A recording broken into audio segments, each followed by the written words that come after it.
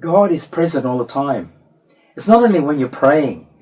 He's present all the time. And we just need to get used to the fact that we have somebody there. Now, obviously, if we're not strong Christians, then if we have somebody there beside us, it gives you strength. It's these life experiences help to shape your path. Sure, your parents will tell you what to do, but God has given us, unfortunately, we have free will. And so with that free will, we execute what we want to do, not what we need to do. So what you're basically saying is that I should be grateful that Because you're learning. Right. Yeah.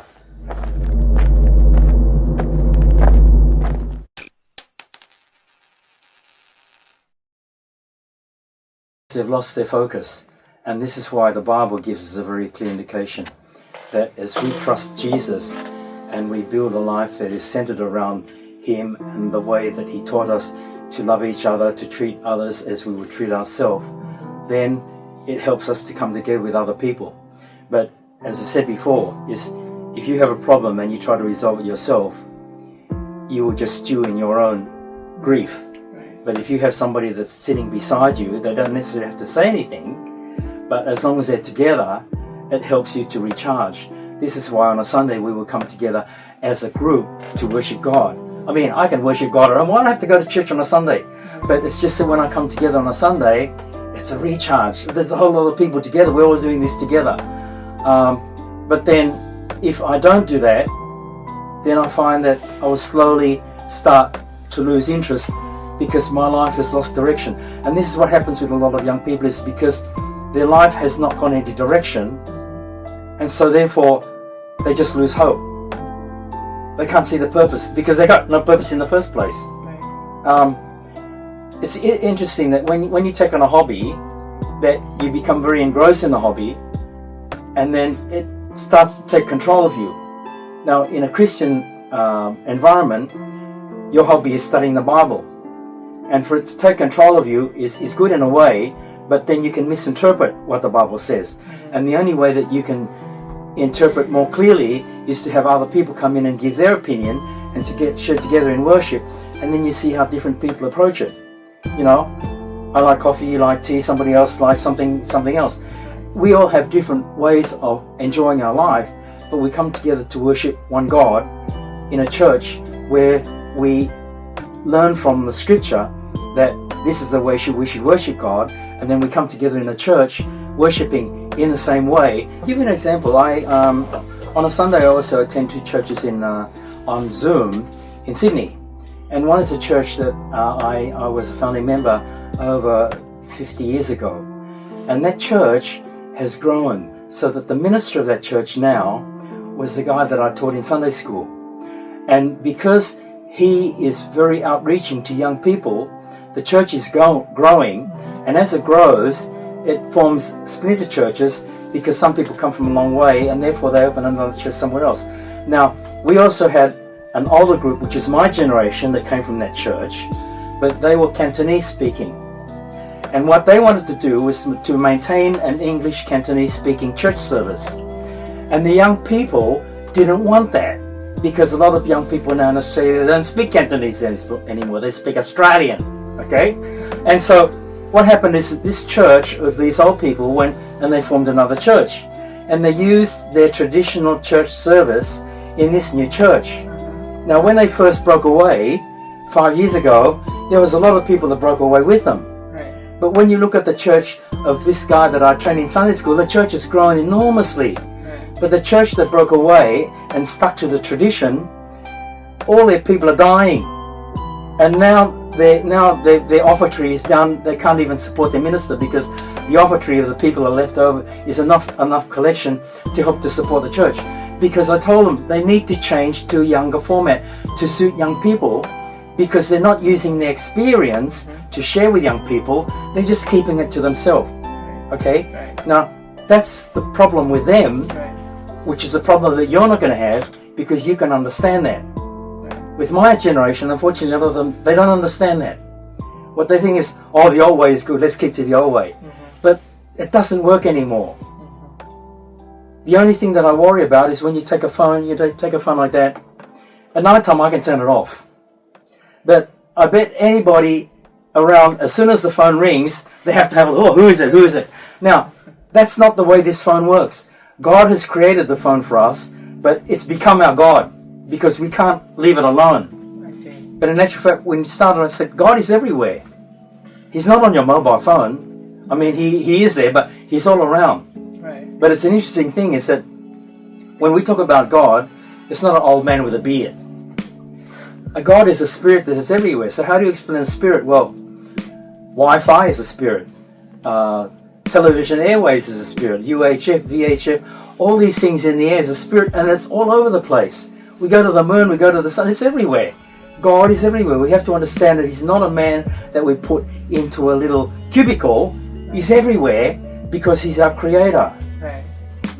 Yeah, you're saying about like we are this generation, including Yeah. we are addicted to phone, right? Yeah. And could that be one of the main causes of our depression and hopelessness? Because we put things, earthly things, above a God. We focus on those things. Yeah, our focus. And, yeah. Yeah, it's not as though we put them above, but we focus on them, and we forget where our focus should really be. Right. Um, So yeah, not only phone, there are also some other things that we are addicted to. Many like alcohol, drugs. So could that be main causes? Could those be main causes? well, you mentioned the word addiction, and that is the problem. Right. Because you can like wine, but you can be addicted to it. You can like to play games, but you can be addicted to it. Everything that God has created is good. Right. It's just that the way that we use it is not good. It's like God when God was saying to Paul, he was saying, or to Peter, he's saying, this food that's coming down in the basket. He said, Peter said, I can't eat that food. It's not kosher. And God said, everything that I create is good.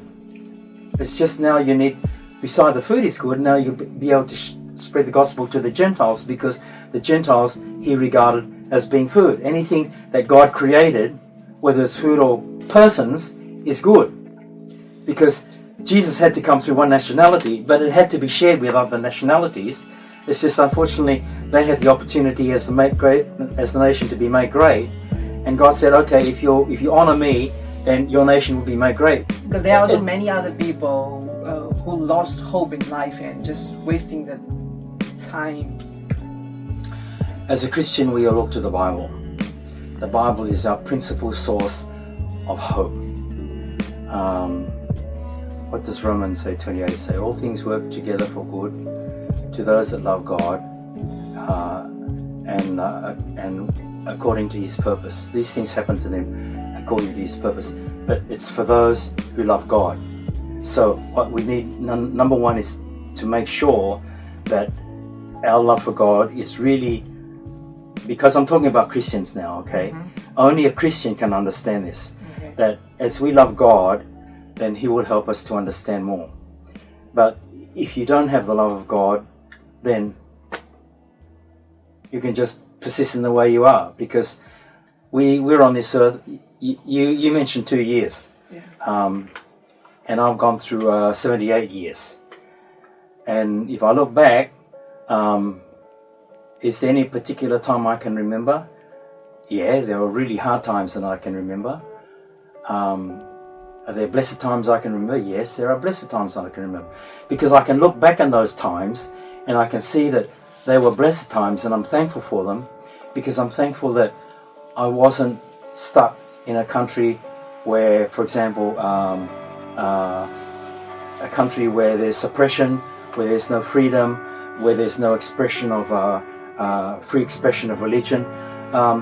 It's things that at that time I didn't appreciate, but that I can appreciate now. Now, it's only as a Christian then you can appreciate those times and these times as being of benefit, because they're training you. Right. If you're not a Christian, then you think, oh, I've just been unlucky.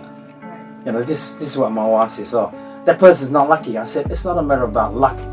It's a matter of whether they believe that it is God's way that these things should happen. Because in the end, we know that he is in control. In the end, we know he's in control. But in the middle, we have the free will oh God, I'm not going to do it that way, I'm going to go this way. So He'll let you do it that way. Go on, Melvin, you just do it your way. But in the end, if you're a Christian, He'll bring you back. Right. Yeah. But only if you're a Christian. If you're not a Christian, well, God can't help you. Right. Yeah. Right? So yeah, I was just thinking, I first came to Vietnam, then I was like, okay, I'll just go to India. Then God brought me back to Vietnam, and I got to meet you and every other people. Maybe that's God's way of saying that you belong here, so that you can learn better. Well, meeting me is not necessarily good. You know, I'm a bad example. No, I'm learning from you, Yeah. like how to cope with this situation. You know? Yeah. And you're talking about, like, as Christians, we will be witnessing this kind of situation as a training, you know. And in the Bible, it also talks about that as a Christian, there's new hope in Christ, and also love, and everything is like dry and happy. But as a Christian, I'm a Christian, and I'm going through depression. Yeah, because you're only a young Christian. That's quite normal. Yeah, and I keep sharing to other people about Christ and love of God, and on the other hand, I'm going through this period, depression. I feel like I'm a hypocrite sometimes, you know. Yeah, I can understand that feeling. You know, this is a problem that we have, is that we always have a certain level of energy in our life, and yet on the outside we've already told people that we're Christian, you know, look at me, I'm so happy. But in actual fact, that's what you shouldn't be betraying to somebody. You should be honest with them that as a Christian, I'm going through these life cycles of stress, and I know that God is training me, but you know, just pray for me, and let's do this together. You see, you need to do this together with somebody. You can't do that alone. Okay. Yeah, that's why your sharing me is going to help you to go up maybe half a notch. But what happens is that when you share with other people, maybe they're in a worse position than you, so you brought them up half a notch as well. And it's a matter of, okay, we are all building our life toward an end where one day we will meet with the Lord, because this is what we believe as a Christian. And in our life that we're living now, as an example, whether we talk or whether we just act, but as long as we show love, that helps to build up other people. But you have to be honest with people, that they know that you are actually presenting who you are and not what you pretend to be. I see. Okay, because everybody appreciates it. As a young Christian, there's still a lot that you don't know. And you need to admit that, because nobody knows everything. I see. But that doesn't make me a hypocrite, because I've been sharing about... That's right, so you shouldn't use the word hypocrite anyway. But if people have to use the word hypocrite, it's because they have a problem. And so they have to accuse you of being a hypocrite. But if you explain to them, look, I'm not better than you are, but at least I know exactly where, or I know where my general problem is, and I know the general direction I need to go.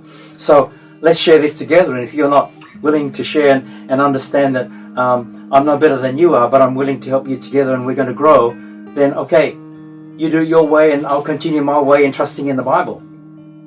Right. Because we go back to the principle, you have to trust in the Bible. For us as a Christian, we believe that interpreting the Bible, understanding its background, the reason why it was written by that person and who that person was, helps us to get a direction in our life so that we can walk more firmly. I think I kind of believe now that the reason why my season of hopelessness is long, because I wasn't focusing on God. Because you're still a baby, you're still learning. And I wasn't reading Bible too. I was like, okay, whatever happened, happened. Now you said, like, when we're going through this period, we have to know where God is taking us, right? And to know that, we have to read the Bible. Yeah. What you should do is, when you read the Old Testament, it's quite depressing. You know, hundreds, thousands, millions of people were killed. Babies were slaughtered and sacrificed. Women were thrown in the street and raped. There's no humanity. And when you look at our society now, we are a bit better than what they were back in the Old Testament, because at least now we have a law that puts people in jail, whereas before they didn't really have that. It was just a matter of you had these judges, and the judges would say this, and there was no and people would stone them. And it's just, when you look at the situation there and the situation now, we're still the same people. Right. Now we don't have beards. I mean, you're getting that way, but now we don't have beards. We don't wear long garments. We don't wear sandals. You know, there's customs there that we don't understand. A lot of people understand. You know, I remember in the news about 6 years ago, and somebody, when George Bush, the president of the US, was in Israel, and somebody took his shoe and threw it at George Bush. Now, for a Middle Eastern person to show a shoe sole at somebody is an insult. To show throw a shoe at somebody is a terrible thing. To trade a shoe at the city gate was to give a land title from one person to another. For example, in Ruth, right? And so we have all these different customs that you need to understand in the Old Testament and the New Testament. And each of this gives us a picture. Why did they do that? And it's very interesting. But you'll only get that if you read in the Bible. You won't get that from just, I hope I'm going to learn this one day from the news or something like that. Right. Because there's so much to pick in there, but so much that we don't understand until somebody helps us to interpret. And so we have somebody that is together with us, Right. either sharing or just sitting there and saying, look, I'm here when you want me, just say the word. I see. Right. So God should be our primary focus, especially in this situation. Yeah. And another reason why we are suffering so much in this world is because we expect a lot from this world. We have a lot of expectations. We want to become this, we want to be like Him, we want to be famous like Him, and the comparison comes along too. And in my life too, there are many of my friends who already have a successful life and marriage and life, and for me, I'm going through this, and I'm nearly 28 now. So like the comparison thing, you know. So do you think that's one of the reasons why young people are suffering from depression and hopelessness, comparison, and we expect a lot of things from the world? So that you don't compare yourself to anybody else. You compare yourself to yourself and say, okay, what am I lacking that I need to build up? And then when you look at what you're lacking and you build it up, then you come back as another person, but in your own right, not comparing to anybody else. That's what you need to do, is to forget about comparing yourself to anybody else. Sure, everybody else is successful, they got married, but what you don't consider is maybe they're going to be unhappily married in another 4 years' time. And that's something that you're not looking forward to, because you can't see that happening. By the time I was 40, I was enjoying a lot of money. By the time I was 50, I lost everything. By the time I was 60, I was contemplating what to do, and it was all coming back again. You know, it's just, you can never compare yourself to anybody else. It's a matter of, you need to establish your life principle by what the Bible is telling you. And the Bible is telling you, for example, in this message that I gave you, that I shared last week, is that we tend to look at money and wealth and things above God. But they're things that God has created for us, and we just need to make sure that we're not using those to compare our life to somebody else in what we've achieved. And the Bible gives us inspiration as to how we can develop our own character and become a stronger person, and from that stronger person, then God will bless us with what we need. Right. The blessing only comes when we trust in God. Not because we're comparing ourselves to somebody else. Oh, he set a standard, I need to follow that standard. Yeah, like comparison will not make our lives better, right? It'll just make you It'll depress you. Yeah, you become depressed. Yeah. What you need to do is say, okay, what am I missing? Prayerfully, God, please help me to establish it. Lead me to people that help me in this right direction. And there are also some other things which I did wrongfully in the past, and these things affected me somehow, and I think these things all made me who I am today now. So how can I get rid of all those past regrets, live a new life, you know? You have peer pressure, and peer pressure is your parents or people that you've grown up with. And what you need to forget about is that peer pressure in your life is not important, because God has created you as a unique temple. You're the temple of God. That's what He told us. That's what Jesus told us. And that through this, we need to build a life that is independent of peer pressure. You need to disconnect from that peer pressure and build a life using your experience and build steps going up, rather than looking at somebody else and saying, oh, he's a success and I'm a failure. That peer pressure is what's keeping you back. How can you move forward? There's no point about talking about the past. Right. The problem with the past is that your father, does he communicate with you now? Yeah. Does he say, son, good job, you've been a good whatever? No. No. Okay. Because that's a part of the peer pressure.